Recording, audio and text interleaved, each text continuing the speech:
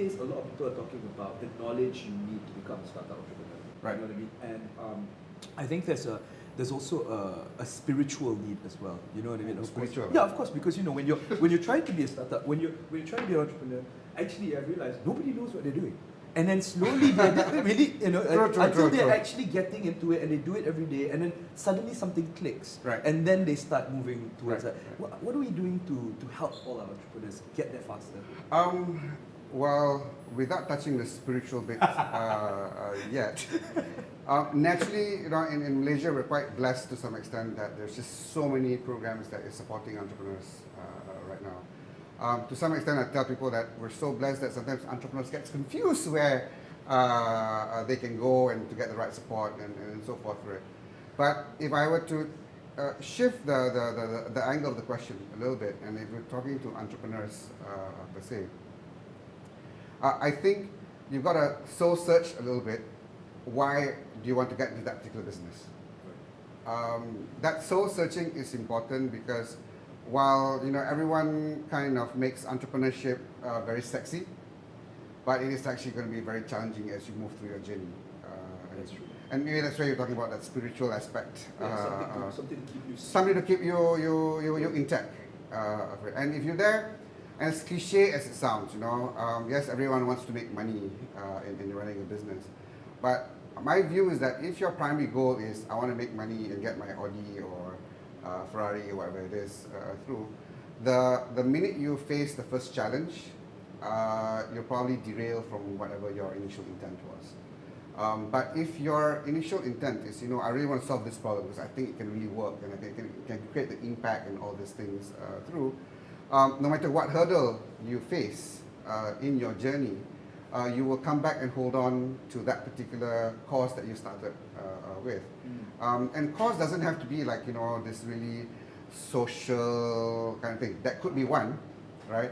But it's that reason that you say, this is why I'm doing this. And that keeps you in check, so to speak. And because the journey is going to be challenging. And if you can't brave through that, or hold on to that as your pillar of strength, so to speak, then you've done for 3 months, you made first hurdle, you wait for a while, you say, okay, I'll go back work lah. Right. Yeah. But when you talk about entrepreneurship, you've got to have that belief that you want to do. And I tell people also, it's a slight difference, and it's blurred from a public point of view when you talk about entrepreneurship or startups, for instance.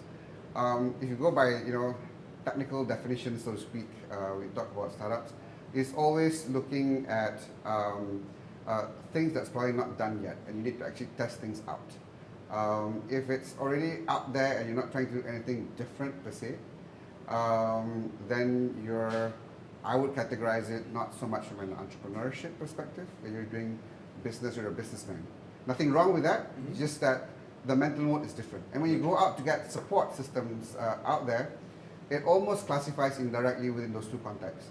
So when you got your little startup weekends and all those things through, right? You start with, what is the problem you're trying to solve? What is your solution for it? How is it different, and so forth. Tapi kalau you kata, aku nak buat duit, I can open up and do A, B, C, and then still make money for it. Yeah, that's right. So, any last words for our would-be startup entrepreneurs for the future? Well, if anything, coming back to the point that we spoke just now, find a soul search a little bit before you venture into that journey. Know why you're doing it, so that becomes your pillar of strength, and that is going to be carrying you through leaps and bounds as you face the various challenges that you face down the road, and that will be your pillar of strength for you to get to the success that you probably desire. Very technical and very wise at the same time. Please put your hands together for Asha and Datuk Dazi. We'll be back with Startup versus not Startup Foundation.